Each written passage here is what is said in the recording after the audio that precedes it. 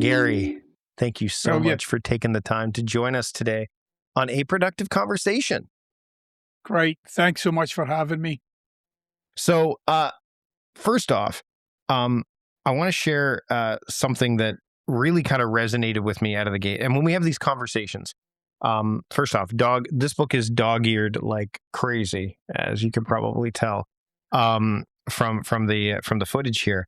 But one of the things that have been sitting with ever since going through the book is two words, which is one sentence: life is. Yeah. Not the title of the book. Those are two other words, but life is. Can you, and I know this might be like burying a lot of the other stuff that we want to talk about, because I got quite a few things I want to chat with you about, including your love of watches. We'll get to that in a little bit.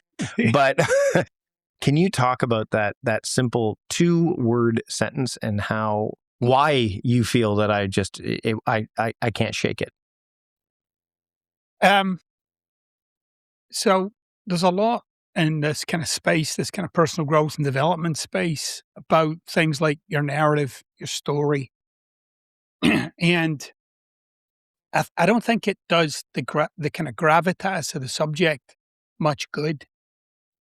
And if you want to see how kind of overwhelming your narrative or your story is, deal with life as, and you'll notice like it pulls for an answer, pulls for an extension, pulls for life is challenging, life is hard for me right now, life is, and one of the things that we talk about in this book is language not as a descriptor but as a creative phenomena.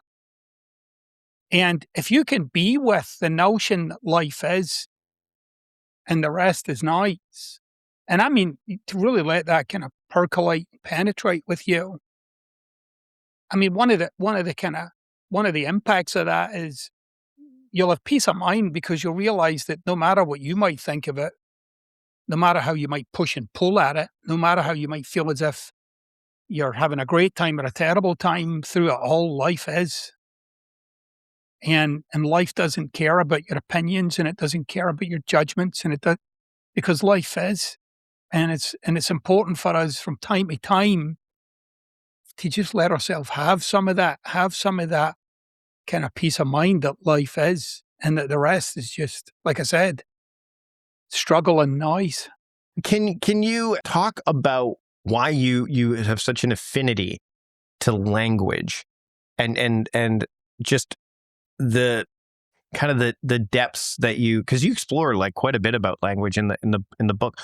Why do you feel like language is such an important thing that we maybe don't give it the attention that it deserves? In my view, language is the thing. Like, there is nothing else. Like, you are a creature of language. And one of the problems we have with language is we think, and I talk about this in the book, we think it's kind of like an after effect. So I feel and then I speak, or I see and then I speak.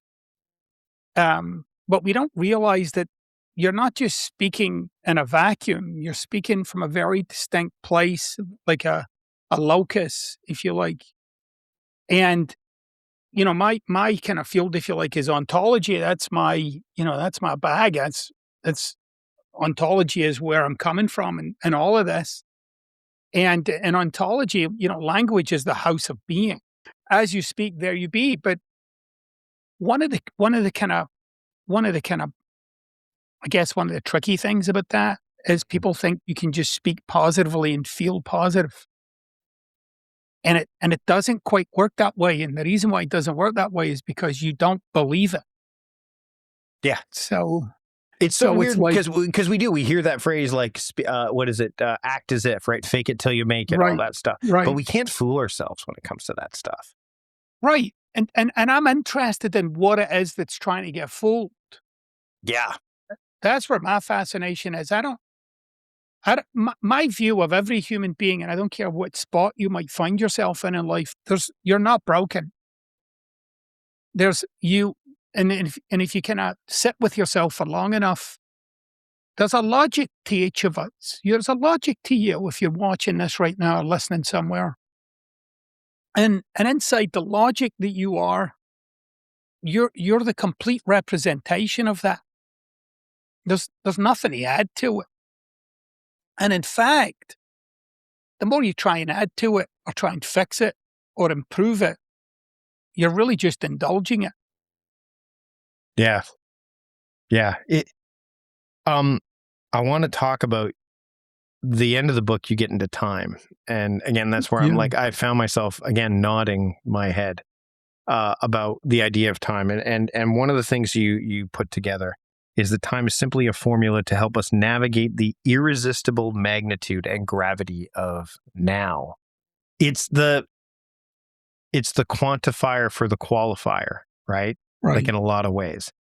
Right. And I find that I loved where you put in the book, and this is where I where you put manage time and you put manage in quotes, because we can't manage time. Like what the hell, man?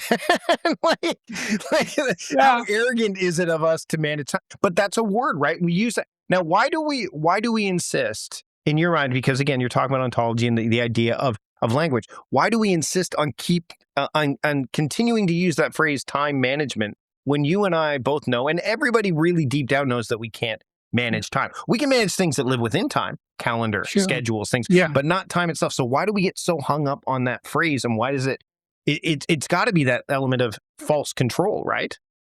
Oh, 100%. Like, we're grasping for certainty in an absolutely chaotic universe. You know, the idea of it itself is absurd, right? It's an absurdity. But you know, a relationship with time has kind of like flipped the way that it should be. So in the book, I talk about we are existing in time when time exists in now. It's the other way, right? So we live very linear lives. We live, you know, the past is behind us. The present is a moment, and the future is whatever that, you know, thing might be. And it's like we're stuck in this little paper thin expression of life.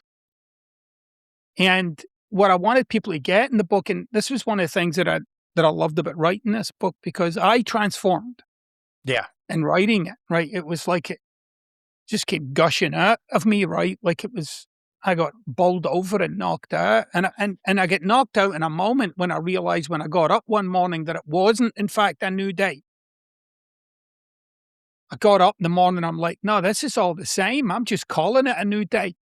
Like, this is all just this is what this is, right? Whatever this is, I can call it a new day. That's okay. I can call it morning. That's okay. I can have my breakfast. That's okay. But those are all like accoutrements in the grand and cathedral that I called it in the book of now, because now is not time.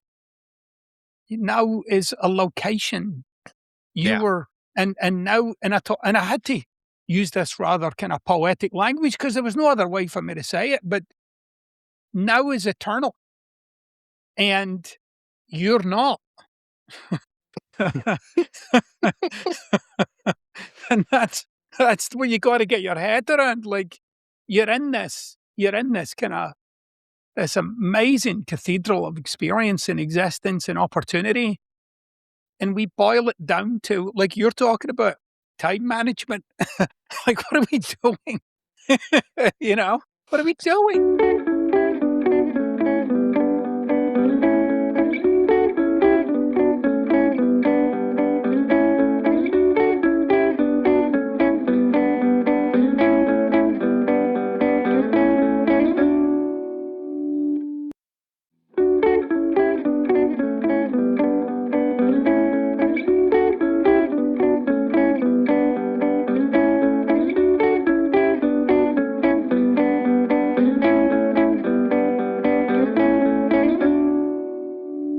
Have you seen that Ed Milet video where he says that Yeah.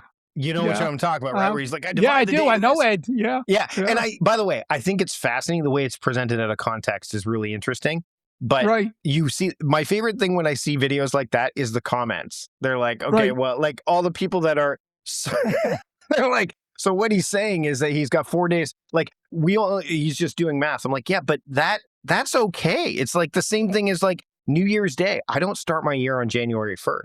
Technically, in theory, I would like, so for me, for the longest time, I started and I still do, around my kids' school year. Martin Short does this. Right. Gretchen Rubin does this. Like, I've read about like their year starts September 1st when the school year starts. Because that's Yeah. what we did going to school too, right? Like, okay, Yeah. that's the school year. And that was our experience in that season.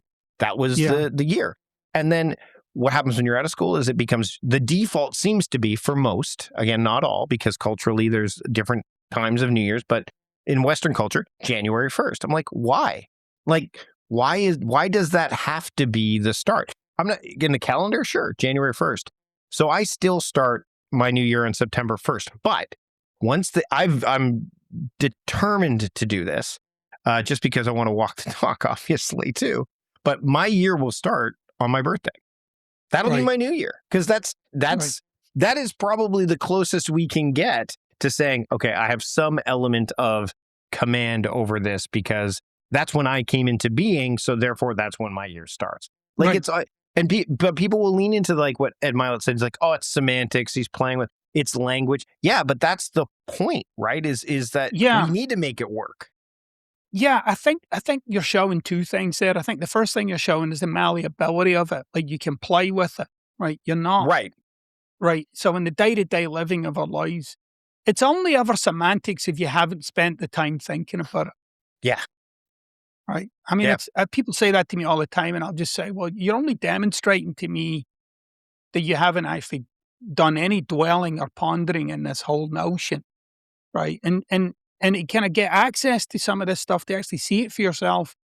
It's not the sort of stuff that you're talking about. If you think about it long enough, it'll change you. So that is to say, you can talk about the calendar like at levels of knowledge. Like I know about the calendar, like I have knowledge of it. I have knowledge of time. I have knowledge of now. But that's not knowing it to the degree that it gets you. Mm. Right? That's that, and I think the example I talked about in the book, and I use this example all the time actually, is the example of love. Yeah. You can read about love, you can think about love, somebody can talk to you about love, you can gather as much knowledge about love as you like. That won't get you love. And when you actually discover love for yourself, it changes you. It Mm. changes you. And my assertion is that you have to discover now. You can't. It's not a bumper sticker. It requires thinking on your part. It requires, like, the word that I love to use, pondering it, like Mm. seeing your attachment to that, and seeing your attachment to this kind of linear model of time.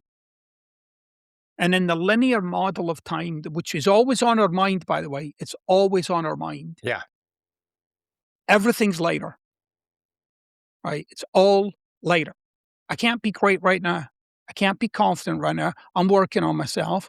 I can't be powerful right now. I can't be this. I can't be that. It's all about later, later, later.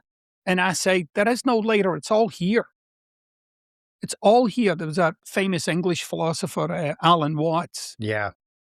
right? And Watts said, I'm going to paraphrase here and hopefully I don't ruin it, but he said something along the lines of, we live lives like we're standing in a river and that time is coming, is flowing like the river through us, and like the future is coming at us, and the past is flowing away, and that we're standing, and we're only ever in fleeting moments.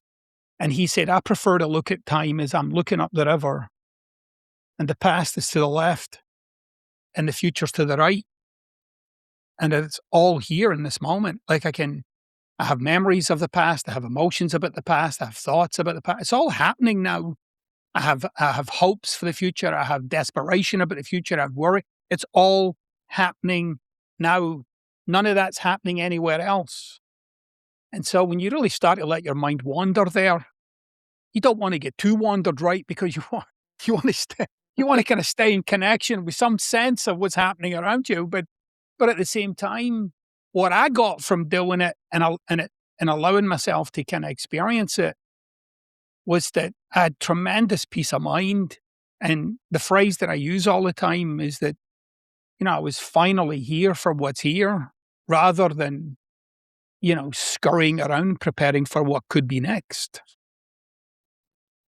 Gary, I literally about a week ago was on one of the Gulf Islands here, like the northern Gulf Islands here, just off the coast of Vancouver Island. I live in Victoria, BC.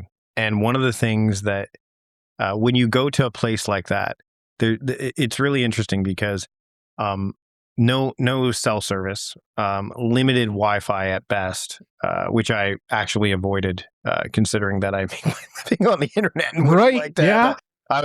and the one interesting thing that was, and as somebody who lives in this arena, right, of helping people craft their time and that sort of thing, is the tides. When you, so we're on this remote island. It's an hour from the island to like the major center, where then you were back on the main island, which then I could drive home. But the tides don't care when you have to be somewhere. And Right. we actually had to keep our eye on the tide. So that was that was the telling quote of time, which I also don't like tell time, but that's a whole other scenario.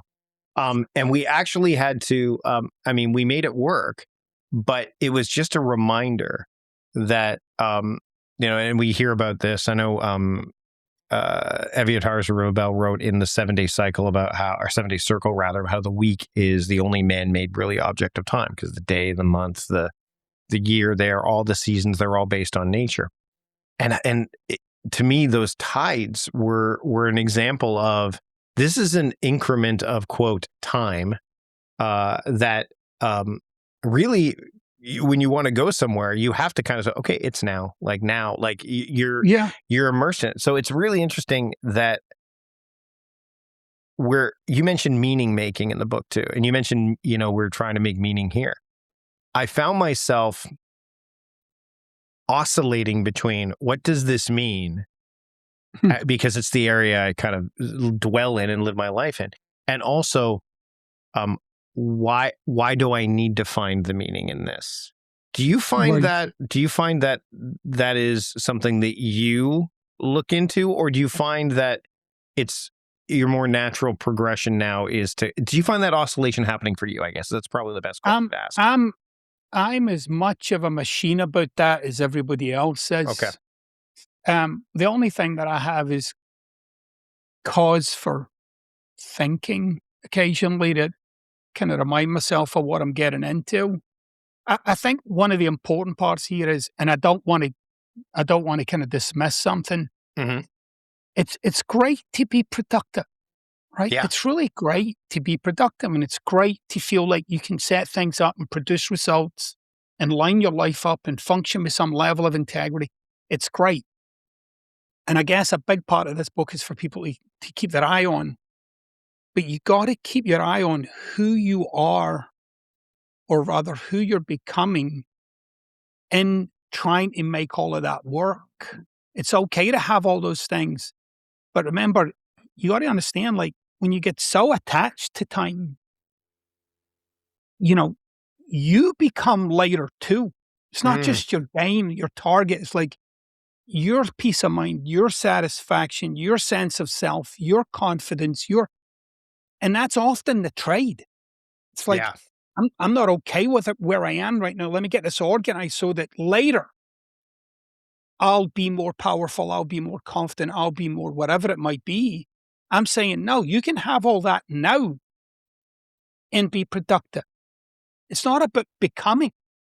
It's here and it's available. And one of the ways that it's available is in that kind of starting to get your eye on, that I'm in the state that I'm in right now. What am I making it mean about myself?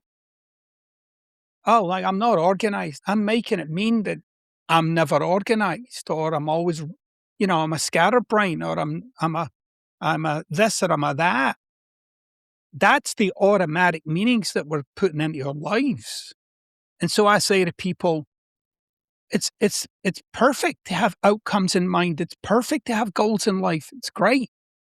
But life isn't happening there. It's happening here. Mm. And you got to keep being here for this, or because there never arrives. The horizon keeps getting pushed out. It keeps getting like it's the next one and then the next one and the next one. And before you know it, like I talked about in the beginning of the book, you'll ask yourself, how did I get here? Like what what happened? Right? Well, there's always a horizon, right? There's always, no matter where Right. you are, there's always a horizon. You can keep going, like you're never going to reach that horizon, so to speak, too, right? So it's Right. And that's why it's important for you to it's why important for all of us, right, to really get clear about what's driving us. What is the drive? What do I what do I think's out there for me once I arrive there? Like really ask myself those kind of questions. Again, I've got big goals in life. I've got dreams. I've got aspirations. I've got possibilities, but I'm not postponing myself for them. It's I'm I'm I'm exploring what it is to be great now. Not like when I accomplish that, then I'll be great. Or when I accomplish that, then I'll be happy or satisfied. No, I can practice joy, satisfaction, fulfillment, power, self-confidence. I can do all of that now. I don't need and sometimes that's the question where people get stuck because they say, "Oh, I notice I can't do all of that right now. I notice those things aren't coming easy to me." Good. Well, that's a good time to start maybe doing a little bit of work on yourself to realize that those things are there and they are available and that you can still be up to big things in your life, but you don't have to sacrifice yourself for it.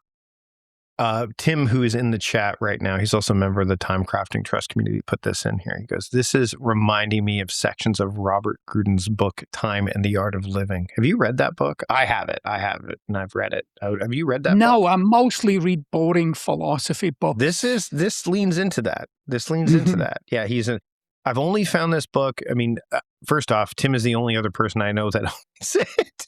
And People. second, but I did actually see it at of all things. I was in Regina, Saskatchewan, dropping my son off for a university program, and he happened to be going to a thrift shop.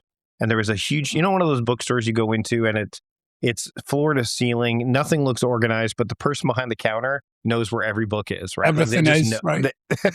And so she said the philosophy books are back there, and in that area was a copy of this book. I think it's from the 80s. And I think Oh, he's wow. still alive. I think he lives in Washington State, if I'm not mistaken. But there are elements of this of our conversation. The other thing he's talking about is soundtracks. The John Acuff book, the idea of the Mm. things we keep replaying in our head again and again. And before we wrap up, I want to talk about, you've written several. Tim's got a signed copy of the book. Wow. I've emailed the gentleman. I don't think he checks his email very often anymore. I think he's in his late 80s, but nonetheless. So you've I mean, we get back to the kind of the book that you're most known for, Unfuck Yourself, and now we're Right. into now what. So you've dwelled, like you said, you've pondered. The journey. It's interesting because I'm going to obviously talk about time here, but like, what have you maybe noticed or found surprising, one or the other, about who you were being Yeah.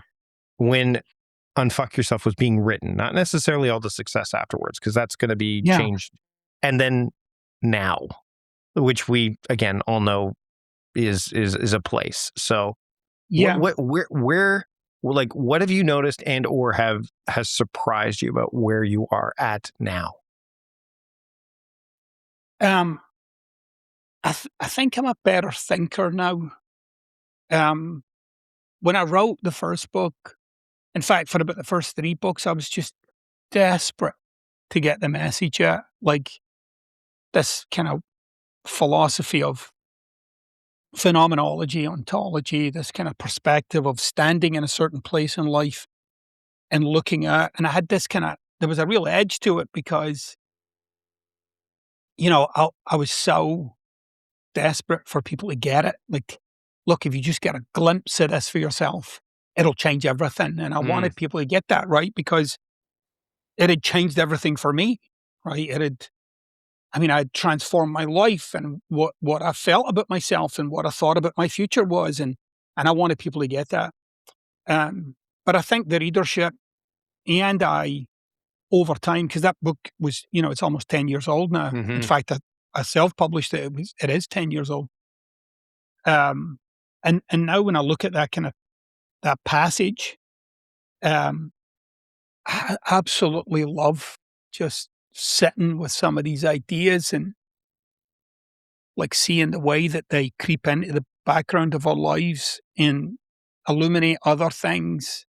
And I'm open to having it all being challenged, but I haven't come across anything that's made me think that it could crumble. All I've really done over time that I feel as if has really worked for me is I've seen further and I've seen deeper and I've seen more expansive, and I'm allowing myself the grace of not having the answer to everything. I'm not supposed to have the answer to everything. Um, so I think, like I said, in a really short, quick way of saying it, I'm a better thinker than I was.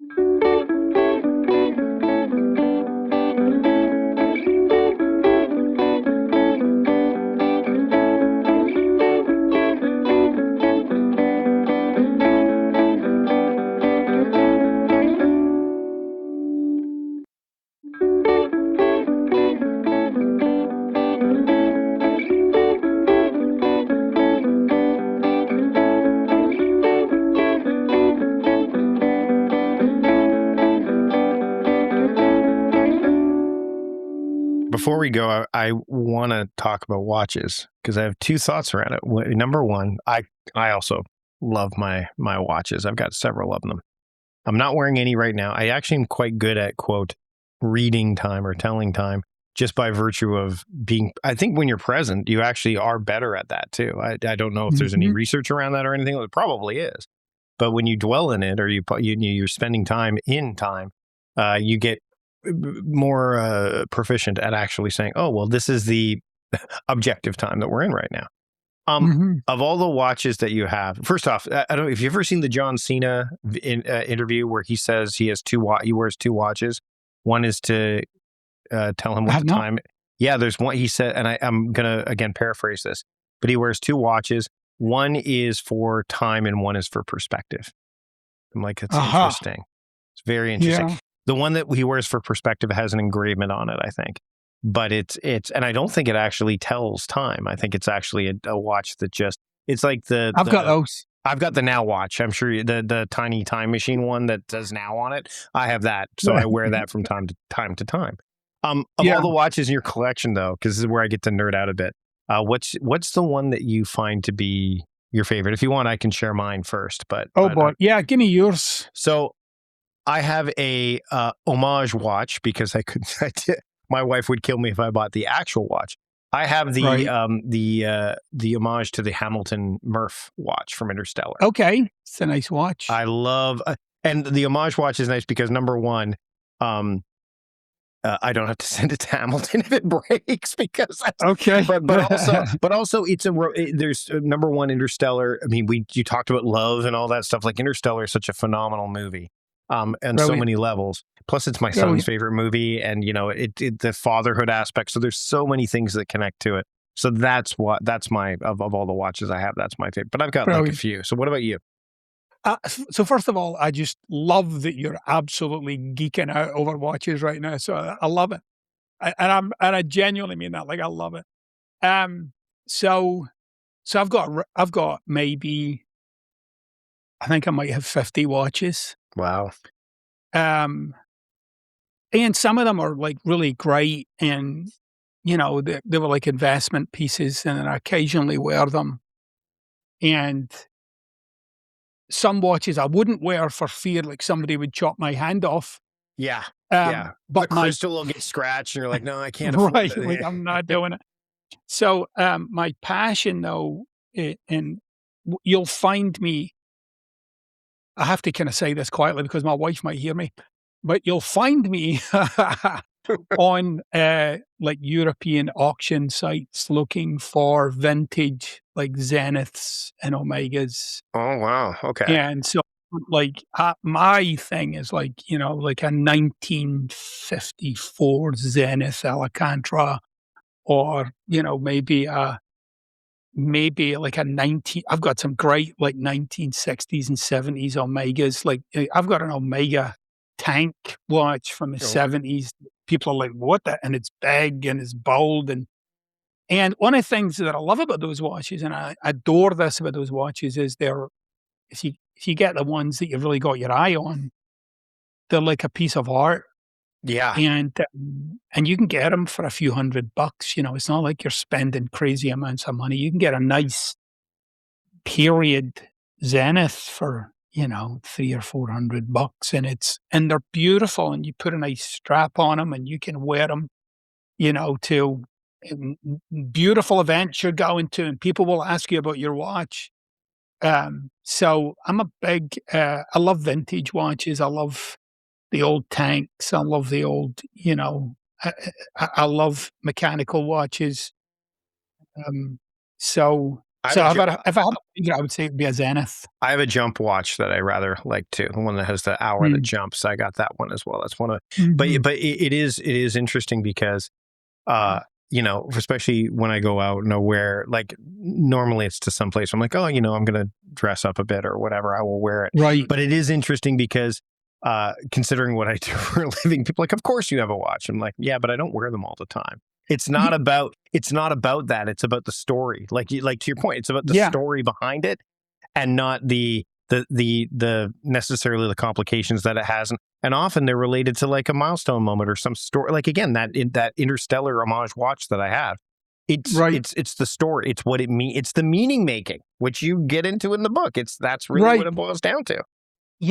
Most of the time, this surprises people. I don't wear a watch. I don't wear anything, in fact. Right. So right now I've got a kind of fitness thing on, but Hmm. I'm measuring my steps. But apart from that, most times I don't wear a watch. But when I do choose to wear a watch, I'll take my time and I'll pick the one that just kind of catches my eye. I mean, I could stick my hand in a drawer here right now and pull out a couple of watches. Like I'm surrounded by them. They're all around me. They're everywhere. But I do have a fascination for, but never in a flashy way. Yeah. It's for me. It's always just like that. It's the right thing for my wrist for whatever that moment is. But I think anybody who really is into watches, typically, if they've been doing it long enough, it's the same thing with fountain pens, I find too. Is Yeah. like Kevin O'Leary, who I don't necessarily admire at all. I have watched him on videos where he buys like watches that he doesn't buy them because they're the most expensive ones. Some of his watches that he owns are like $200-300 because he loves Right. he's into dials, right? So Me it's really too. interesting because, again, and it kind of, to me, these kind of conversations, these kind of things, where again, these things we collect, these things that we experience, they're the most human things about that connect us, right? I mean, we Right. talk about time connecting us. We talk about the now clearly connects us, but like it's those things that you wouldn't expect, which is why I'm not when it comes to a lot of things, it's very much I'm in the gray, right? Because I could. Well, you mentioned, I think Heidegger comes up in this book, doesn't he? You talk about Yes. Heidegger, yeah. Yeah. Lots. If there are some people who will dismiss him outright, right, because of Yeah. his past, but you can 100%. have that. You can hold two thoughts about one thing, right? And I think Yeah. that those things. That's why I think you can wear a watch and it can tell time. It'll tell you where to be, but also there's the story behind it. Or so I think when we're looking at something like the book you've written and the books you've written, is that, and you talk about, you mean the idea of self-invention versus self-improvement. There are, you can hold, I think it's really important that we are able to hold more than one idea about a subject, a person, what have you, Yeah. because there's richness there. Heidegger's a funny one. I get why people will dismiss Heidegger. It makes sense to me. I don't deny people the right to dismiss him. It's perfectly appropriate. Um, but he is like the subject of, you know, all the great philosophical departments of universities around the world, right? I mean, you can't walk into one of those places and not have something going on in there about Heidegger. There's some class, some professor, some about Heidegger. You can't deny that some of the things that he pointed to and when it comes to being a human being were remarkable, like Right. remarkable about, what it is to be, right? What is being? Like we say, I'm a human being, but we're mostly humans doing. Mm. Yep. What is it to be? What is being? How do you capture that? How do you, is the language that you could put together that if I said it, you'd like, oh, I get what that is. And that was the big struggle of Heidegger's work, that it was very difficult for him. He had to literally invent a language to try and say what he was trying to say because there were no words for it. It's Yeah. like you're trying to convey something to somebody. And that is a struggle for me with every book that I write. It's like how, and that's why I use like a kind of phenomenological approach. That is to say, I'm thinking about you reading this and what you might be getting right now. And so there are parts of the book that I know what you're getting is boring. I know it, right? And I need to get this out. This has to get community. And then there's other parts where you're like, oh my God, that's kind of whoa, right? That's Or you that's circle back, the or you circle back to points, right? Like to drive them home, right? 100%, 100%. Yeah. Yeah, Yeah. and I'm a great believer in that. Like people might go, I think I read that before, and I'm like, correct. Yeah. Well done. Yeah. Good. It needs to be said twice. Um, because as you move through spaces when you're writing, there's when you said it and then you go through a part and then you kind of reiterate something and you're like, oh, now I get the depth of that. Now I get the magnitude of such a thing. And I think that's another thing that you spoke about earlier. I think that's another thing in the trajectory or the arc of my life I've gotten a much better handle on is what people are going through and how can I communicate this in a way that it lands for you, not like information, but rather like something that shifts you. Gary, this has been a great conversation. Thank you so much for taking the time. The book is called Now What? You, Your Life, and the Truth You've Been Avoiding. Gary, where can people pick up the book and keep up with the work that you're doing? Well, obviously, look, you can buy the book everywhere that you can buy books, right? Everywhere that you can buy books. You can catch up with me and what I'm doing and GaryJohnBishop.com. I'm on Instagram. I'm on Facebook and TikTok, places like that.